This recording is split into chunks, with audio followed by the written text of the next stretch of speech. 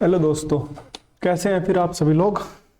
हम इस वीडियो में एसएससी के कुछ प्रीवियस ईयर क्वेश्चन करने वाले हैं और हमेशा की तरह पहले हम उसमें लगने वाला कॉन्सेप्ट देखेंगे ताकि उस कॉन्सेप्ट पे आने वाला कोई भी क्वेश्चन हम अगले पेपर में ना छोड़ दें। तो इस क्वेश्चन में क्या बोला गया है, इस क्वेश्चन में बोला गया है कि two man walk from a place at speed of 9 km per hour and 12 km per hour respectively.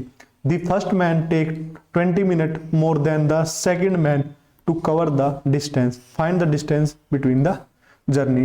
भाई कॉन्सेप्ट देख लेते हैं कि कौन सा क्या लगेगा इसके ऊपर। भाई ये तो हमको पता ही है, जो डिस्टेंस होता है वो क्या होता है, स्पीड इनटू टाइम ही होता है। बड़ा बड़ा लिख देते हैं भाई, यस ये इनटू टी, मतलब क्या, स्पीड इनटू टाइम। अब भाई मान लो कि मैं बोल दूं कि जो ये डिस्टेंस है ना ये कांस्टेंट है। कांस्टेंट का मतलब कि मतलब ये सेम है दोनों केसेस में। मान लो कि ये भाई एक आदमी की स्पीड s1 है, दूसरे की s2 है और वो t टाइम ले रहा है, एक t1 ले रहा है, ये t2 टाइम ले रहा है। अब इसमें जो डिस्टेंस होगा ना वो ना दोनों का सेम है। तो भाई सेम है इसका मतलब क्या है, जो के डी है इसको या 1 मान लो या इसको के मान लो, तो मैंने 1 मान लिया, एस इंटू टी है। अब भाई स्पीड जो होगा वो 1/t होगा, या मैं यहां से बोल सकता हूं कि ये एक दूसरे के डायरेक्टली प्रोपोर्शनल होंगे, बस रिवर्स में, मतलब स्पीड डायरेक्टली प्रोपोर्शनल 1/t, या फिर जो टाइम होगा वो डायरेक्टली प्रोपोर्शनल 1/s होगा। दोनों ही चीजें सही है। अब ऐसा क्यों, ये क्वेश्चन में बता देते हैं क्वेश्चन में किस तरह यूज होगा ये। भाई क्वेश्चन में क्या बोला है कि दो आदमी है, उनकी एक की स्पीड 9 है स्पीड, और उसका जो टाइम है दूसरे की स्पीड है 12 किलोमीटर पर आवर। मैं इनका रेशो ले लेता हूँ 3:4। भाई अगर स्पीड का रेशो हमारा 3 से 4 है तो भाई टाइम का रेशो वही बोला था ना मैंने, speed inversely proportional of T, मतलब तो टाइम कितना हो जाएगा, तो टाइम कितना होगा 4 से 3। अब इसने क्या बोला है, इसने बोला है कि जो ना पहला आदमी, the first man take 20 minute more than the second, मतलब 20 मिनट फालतू ले रहा है। तो ये फालतू कितना ले रहा है, टाइम 1 ले रहा है, तो 1 की वैल्यू कितनी दी है भाई 20 दी है, तो 4 की वैल्यू कितनी होगी 80। भाई 80 मिनट ले रहा है और उसने डिस्टेंस पूछा है, तो चाहे यहां से निकाल लो कि भाई ये 60 मिनट ले रहा है, ये हमारा 80 मिनट ले रहा है। तो 80 मिनट कितने टाइम है भाई, इसे घंटे में कन्वर्ट कर लेते हैं क्योंकि किलोमीटर पर आवर में हम स्पीड लेंगे। हमें पता है डिस्टेंस क्या होते हैं, स्पीड इनटू टाइम। टाइम आ गया, स्पीड कितनी है पहले आदमी की भाई 9 है, तो 9 से इसे मल्टीप्लाई कर देते हैं। 0 से 0 गया, 3 × 9, 3 दूनी 6 और ये 4, मतलब टोटल 12 किलोमीटर डिस्टेंस है। भाई इससे भी निकाल सकते हैं, ऐसी बात नहीं है कि इससे निकाल सकते। भाई 60 का मतलब क्या होता है 1 घंटा, तो 1 घंटा इंटू उसकी दूसरे बंदे की स्पीड कितनी है 12 किलोमीटर पर आवर, तो इसे कर देते 12 से मल्टीप्लाई, तो कितना आ गया 12 किलोमीटर। तो समझ में आ गया होगा कि जो ये चीज मैंने क्यों बताई कि भाई डिस्टेंस अगर कांस्टेंट है ये जब ही होगा जब डिस्टेंस कांस्टेंट हो। इसी तरह ये जरूरी नहीं है भाई, हो सकता है कि किसी में टाइम कांस्टेंट हो तो वहां डिस्टेंस और टाइम का रेशो सेम होगा, स्पीड का रेशो सेम होगा। ऐसे ही अगर मान लो स्पीड कांस्टेंट है तो वहां पे डिस्टेंस और टाइम का रेशो। ये भाई कांस्टेंट वाले ना CISI में भी लगते हैं कई बार, मतलब सिंपल इंटरेस्ट और उसमें कंपाउंड इंटरेस्ट में भी। अब ये क्वेश्चन देख लेते हैं। भाई इस क्वेश्चन में ये बोला कि x² - 15x प्लस में 1।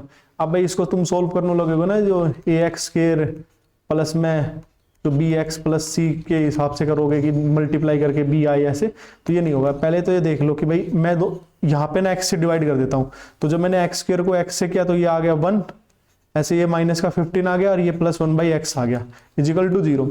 ये x प्लस 1/x बन गया 15, ये आ गया। अब हमें ढूंढना क्या है, x की पावर 4, x² और 6। भाई मुझे स्क्वायर या 4 पे जाना है तो मुझे स्क्वायर करना पड़ेगा, तो भाई इसका स्क्वायर करते हैं। तो भाई x² प्लस में 1/x² कितना आ जाएगा भाई, इसका स्क्वायर मतलब क्या होता है k² - 2k 2, तो 2 आ गया, तो k² 225 - 2 तो कितना हो गया 223।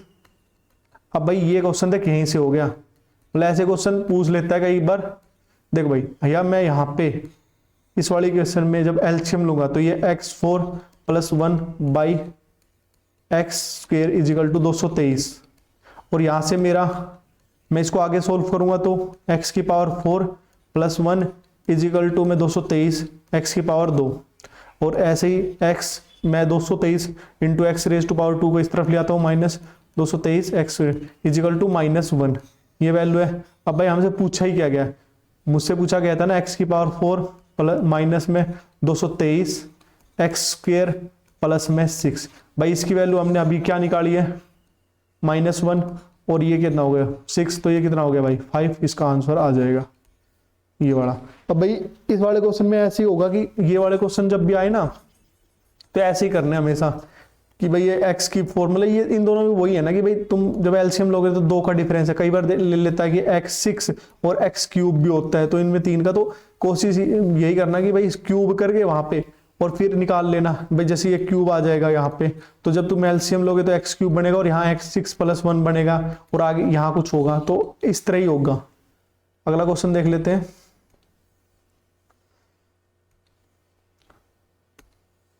अगले क्वेश्चन में क्या बोला है कि भाई एक डिसऑनेस्ट शॉपकीपर है, sell the millets at 20 rupees per kg which is bought rate 16 kg। मतलब एक भाई शॉपकीपर है, उसने कोई चीज 16 रुपए खरीदी और वो 20 की बेच रहा है, भाई ये है, मतलब ये उसका कॉस्ट प्राइस है, ये उसका सेलिंग प्राइस है। अब उसने आगे क्या बोला है कि भाई फिर but and he is giving 800 gram instead of 1000 gram, find his actual profit percentage. भाई इसने क्या बोला है कि वो भाई मतलब उसका तराजू उसने इस तरह का सेट किया हुआ है कि भाई वो रखेगा तो 800 पर दिखेगा कितना भाई अगले को 1000। तो भाई यहाँ पे हम प्रॉफिट कैसे निकाले, तो भाई प्रॉफिट कैसे, मान लो कि भाई 1 ग्राम की जो वैल्यू है ना 1 रुपया है, तो 100 ग्राम की वैल्यू 100 रुपये हो गए, तो 800 ग्राम की 800 रुपये। भाई वो दे तो सामान 800 रुपये का रहा है, मतलब उसके लिए कॉस्ट प्राइस उस सामान का 800 रुपया है, बट उसका सेलिंग प्राइस उसके लिए कितना है 1000 रुपया।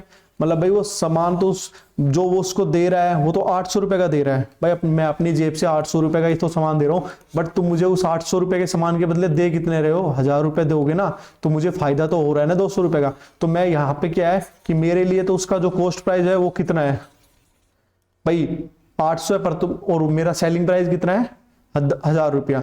अब भाई ये 2 0 से 2 0 कट गई, या इसको मैं लिख सकता हूँ रेशो में 4:5, और इसको अब भाई वही सक्सेसिव लग गया, तो 64 का सामान मैं कितने में दे रहा हूँ 100 रुपए में, तो मुझे कितने का फायदा हो रहा है अल्टीमेट 36 यूनिट का 64 पे, तो 100 पे कितना होगा 4 से काट देते 25 और 16, और भाई इसे 4 से काटते तो 9 और ये 4, तो ये कितना आएगा 225/4, 225/2 क्या आएगा भाई 4 5 20, 4 6 24, तो 56.25%। भाई वो करने की जरूरत नहीं है जो मैंने अभी बीच में बताया था, वो तुम्हें बताने के लिए किया कि भाई कि जो भाई एक मान लो 1 ग्राम का रेट 1 रुपया है तो 800, ऐसा कुछ नहीं है, सीधा बताओ इधर है ना, इधर लिखेंगे जो अमाउंट उसने यहाँ पे क्या, ये तो समझ में आ ही गया होगा कि 16 और 20, 16 का सामान उसने 20 में दे दिया। यहाँ हमेशा में ना कम वेट जो कम होगा ना वो लिखेंगे, जैसे मान लो 800 की जगह 1000 की जगह 800 दे रहा है तो 800 इधर रख लेंगे और 1000 इधर, और फिर जो इसको काट देंगे, काट के 4:5 आएगा और फिर सीधा इसका लिख देंगे। तो इसको जब आप कॉन्सेप्ट समझाएंगे तो ऐसे लिखोगे, सिर्फ 16 की चीज 20 की, 800 मतलब 4 का सामान वो 5 में दे रहा है 64, और 100 प्रॉफिट 36 का कितने पे 64 पे, और निकाल दिया और आ गया हमारा भाई 56.25%। तो अगला क्वेश्चन देख लेते हैं भाई। अगले क्वेश्चन में क्या बोला है, अगले क्वेश्चन में बोला कि the length of the common कोड ऑफ 2 सर्कल ऑफ रेडिया 13 और 14 वो सेंटर इज 14 अपार्ट। भाई इसने क्या बोला है क्वेश्चन में देख लेते हैं। दो सर्कल है भाई,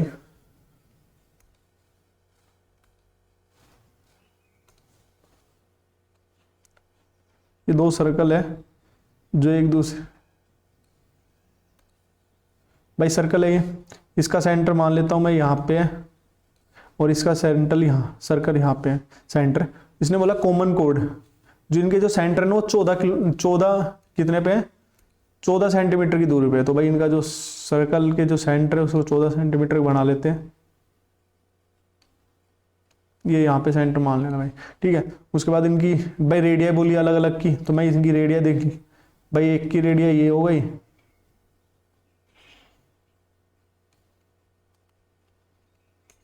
इसको दोबारा बना देते हैं। ये हमारा भाई एक 15 सेंटीमीटर रेडियस वाला हो गया, एक इसका छोटा सा बना देते हैं, ये हो गया 13 सेंटीमीटर वाले का। इसने इसका सेंटर भाई ये हो गया, इसका सेंटर O2 हो गया, इसका O1 हो गया। इसने क्या बोला है, इनके दोनों के सेंटर के बीच का डिस्टेंस कितना है, 14 सेंटीमीटर। ये भाई थोड़ा सा यहाँ पे बन गया, ठीक है। उसके बाद बोला है इसकी जो रेडिया है, एक की 13 सेंटीमीटर, एक 15 सेंटीमीटर। तो भाई रेडियस बना देते हैं, सेंटर से मैंने यहाँ इसको मिला दिया, ठीक है भाई। और एक इसकी रेडियस को मिला देते हैं अब इसने क्या बोला भाई, ये 15 सेंटीमीटर है, ये हमारी 13 सेंटीमीटर है, और ये पूरी जो है ये 14 सेंटीमीटर। भाई अब मैं यहाँ पे कॉमन कोड निकालता हूँ भाई, यहाँ पे कॉमन कोड होगी इनकी, ये भाई कॉमन कोड हो गया। अब भाई जब भी हम सेंटर से ना कोड पर परपेंडिकुलर ड्रॉन करते हैं ना, ये बाइसेक्ट करती है। जब भी सेंटर से हम परपेंडिकुलर ड्रॉन करते हैं कोड पर, तो वो हमेशा बाइसेक्ट करती है, तो मतलब ये हाफ हाफ होगा। अब भाई इन्होंने क्या बोला कि इसकी हाइट बतानी, तो भाई इस पूरे की जो लेंथ है O से O2 तक ये 14 सेंटीमीटर है। अब भाई हमें पता है कि फॉर्मूले होते हैं 2 से भाई इसके एरिया निकालने के। देखो भाई एक तो होता है 1/2 बेस इंटू हाइट। भाई बेस मेरे लिए 1/2 जैसे ये हो गया, और बेस मेरे लिए इस ट्रायंगल का क्या हो जाएगा, मान लो ये O1 O2 के लिए बेस मेरा 14 है, और हाइट यही तो होगी भाई, ये हाफ हाफ बाइसेक्ट करती है, तो ये आधी होगी हाइट कोड की, तो ये हाइट होगी इक्वल टू इसका एरिया भी तो बराबर होगा भाई।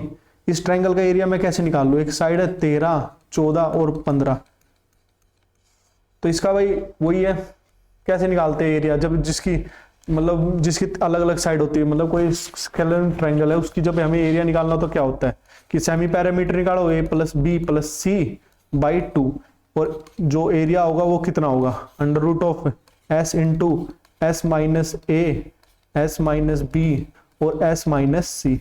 भाई ये तो फॉर्मूले कि भाई स्केलर। और भाई जो ये 13, 14, 15 है ना, ये थोड़ा सा ना स्केलर ट्रायंगल है ना, थोड़ा ज्यादा इंपॉर्टेंट है ये ना, मतलब SSC के पेपर में बहुत बार पूछा जा चुका है। तो इसका जो सीधा एरिया होता है ना वो 84 सेंटीमीटर स्क्वायर होता है। देखिए यहाँ से मैं निकाल के दिखा दूंगा भाई, सेमी पैरामीटर निकालता हूँ, तीनों का सम कितना आएगा, 27 + 15 12 1 ऐसे 42 का आधा 21 होगा सेमी पैरामीटर, और फिर √21 में से 1 घटाऊंगा, 13 घटाऊंगा तो कितना आएगा 8, ऐसे 21 में से 14 घटाऊंगा तो 7, और ऐसे 21 में से ये रखूंगा 6। अब देख भाई 7 तो यहां से निकल आएगा मेरा, बचेगा यहाँ 3 यहाँ का और 3 एक यहाँ का, तो ये 3 आ जाएगा, और फिर 2 और 8 16 मतलब 4, तो इसका एरिया कितना आ जाएगा 21 चौका 84 वही।